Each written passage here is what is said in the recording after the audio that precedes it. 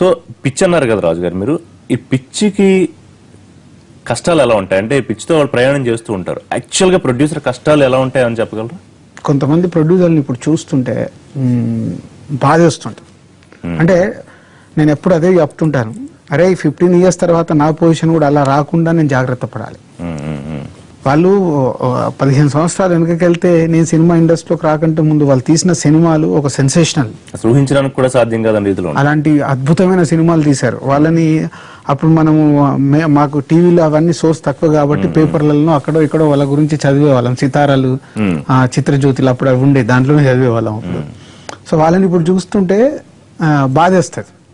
మరి 15-20 సంవత్సరాల నుంచి వాళ్ళు సినిమాలు తీస్తూనే ఉన్నారు. ఈ రోజు అలా కావటానికి కారణం వాళ్ళు వెళ్ళిన ట్రావెల్లో ఏదో ఒక చిన్న మిస్టేక్, ఒక్క చిన్న మిస్టేక్ చేస్తే చాలు, మొత్తం లైఫ్ మార్చేస్తుంది. ప్రొడ్యూసర్ లైఫ్ ఒక్క సినిమా చాలు, స్టార్ ప్రొడ్యూసర్ అయినా సరే ఒక్క సినిమా రాంగ్ సినిమా పడితే జీవితాలే మార్పు.